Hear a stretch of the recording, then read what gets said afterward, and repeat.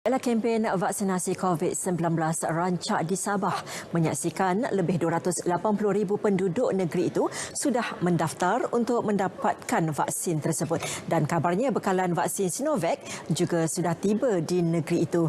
Jadi perincian lanjut kita bersama Muhammad Dia Sahlan di RTM Kota Kinabalu. Silakan Dia. Ya, Nurlela, terima kasih. Assalamualaikum dan salam sejahtera. Sabah menerima bekalan pertama vaksin Sinovac pagi tadi. Justru kempen pendaftaran vaksinasi COVID-19 akan dipergiatkan di seluruh negeri bagi memastikan lebih ramai penduduk mendaftar sebagai penerima. Setakat ini hanya 286,000 penduduk Sabah mendaftar untuk mendapatkan vaksin COVID-19.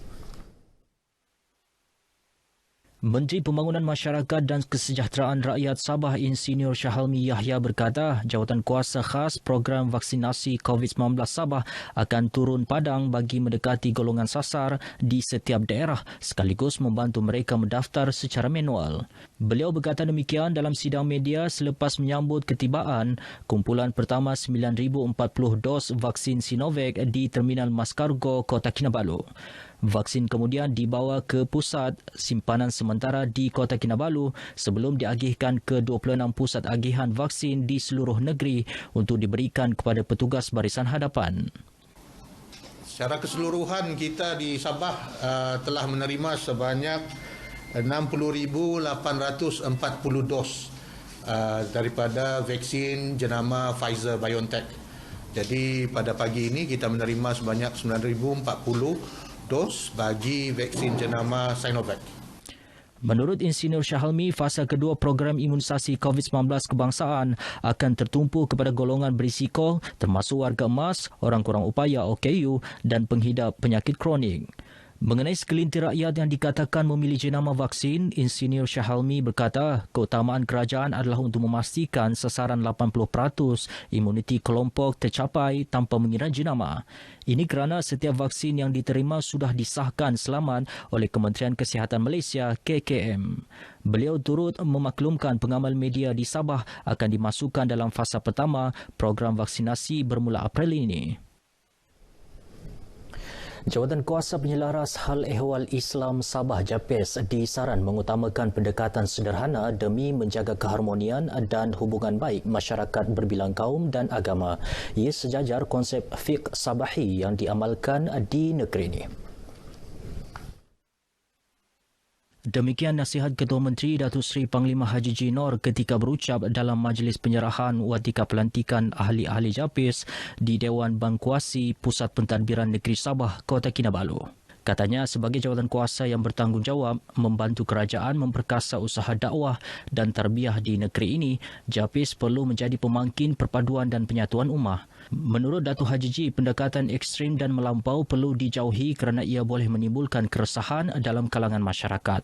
Beliau juga berharap penubuhan JAPIS akan memperkasa pendidikan Islam, memperkukuh perpaduan masyarakat dan membantu memajukan ekonomi umat Islam melalui pengembangan institusi zakat dan wakaf serta pembangunan hab halal. Ia sejajar teras utama Hala 7 Sabah Maju Jaya yang antara lain menekankan usaha memperkasa modal insan berilmu, berpendidikan, berkemahiran dan cintakan kemakmuran. Seramai 19 ahli jawatan kuasa penyelaras Hal Ehwal Islam Sabah menerima watika pelantikan masing-masing. Mereka termasuk Menteri Tugas-Tugas Khas Sabah Datuk Muhammad Arifin Muhammad Arif, Mufti Kerajaan Negeri Sabah Datuk Bongso Aziz Jaafar, Pesuruhjaya Polis Sabah Datuk Hazani Ghazali dan Panglima Division Kelima Infanteri Malaysia Major Jeneral Datuk Muhammad Halim Khalid. Generasi muda perlu menguasai ilmu pengetahuan pelbagai bidang untuk menjadi insan yang cekal dan berdaya saing. Ini kerana cabaran hidup masa kini semakin kompleks terutama dalam era teknologi maklumat dan komunikasi ICT dan dunia tanpa sempadan. Menteri Sains, Teknologi dan Inovasi Sabah Datuk Yaakob Khan berkata sebagai aset penting generasi muda perlu membina jati diri dan mengelak daripada aktiviti negatif yang boleh merugikan diri sendiri dan negara. Beliau berucap dalam majlis perjumpaan bersama pelatih Institut Latihan Teknik dan Perdagangan ILTP, Jabatan Pembangunan Sumber Manusia JPSM dan Perasmian Surau Hidayatul Solihin ILTP JPSM di Papar. Dato' Yaakob turut menasihatkan pelatih ILTP JPSM mempersiapkan diri menjadi insan seimbang dari segi intelek, rohani, emosi dan jasmani. Manakala tenaga pengajar pula perlu mengatur strategi bagi memastikan sasaran dan matlamat ditetapkan tercapai. Surau Hidayatul Solihin mula dibina pada Ogos tahun lalu dan siap pada Disember tahun sama.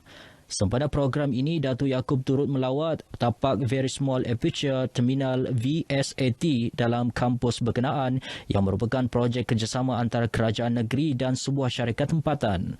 Kemudahan ini yang mula beroperasi Jumaat lalu mampu menyediakan perkhidmatan jalur lebar kepada kira-kira 200 pengguna pada satu-satu masa.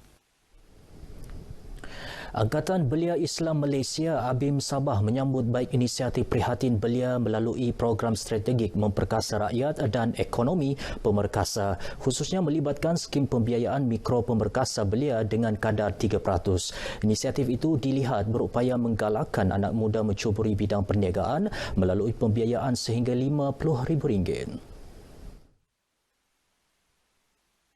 Yang di-Pertua ABIM Sabah Muhammad Nur Hilmi Milus berkata pembiayaan yang disediakan itu juga akan membantu usahawan belia membangun dan mengembangkan lagi perniagaan mereka. Pakej-pakej rancangan ini akan membantu untuk pemacu lagi perniagaan yang dia sedia ada, untuk dia naik lagi. Jadi kita perlukan dana tambahan ini untuk membesarkan lagi perniagaan dan maju terus ke hadapan. Helmi bercakap kepada RTM bagi mengulas mengenai inisiatif Prihatin Belia yang diumumkan Perdana Menteri Tan Sri Muhyiddin Yassin dalam pakej pemerkasa. Pemerkasa membabitkan peruntukan RM20 bilion dengan suntikan fiskal baharu kerajaan berjumlah RM11 bilion. Ia memberi tumpuan kepada 20 inisiatif strategik bagi melonjak pertumbuhan ekonomi, menyokong perniagaan dan meneruskan bantuan bersasar kepada rakyat dan sektor terjejas. Baik saudara, paparan tadi mengakhiri bahan berita dari Sabah petang ini. Daftar diri untuk vaksinasi COVID-19 melalui aplikasi MySejahtera. Lindung diri, lindung semua. Baik, kembali semula bersama Nolela Muhammad Noor di Angkasa Puri. Silakan Nolela.